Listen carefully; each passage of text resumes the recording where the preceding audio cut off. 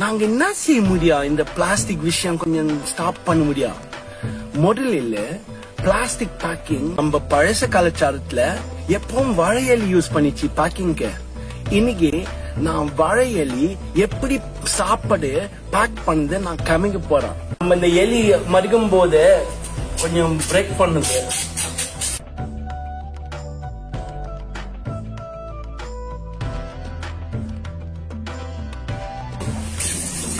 கொல்லிலிருந்து வந்தது ஏற்கனவே சுத்தமா இருக்கான். இப்போ இந்த எண்ணெய் மடிக்குன்னா புரோக்கன் ஆயிடுச்சு.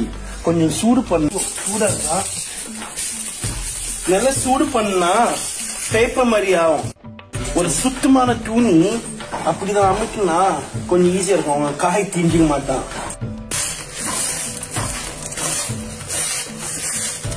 நமக்கு சாலட் தான் சாலட் கொடுக்குறேன். அவனுக்கு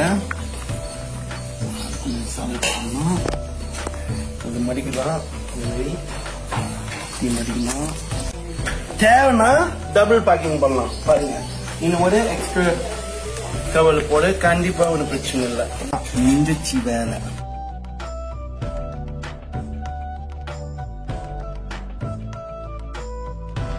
இது எவ்வளவு சூப்பரா இருக்கான்.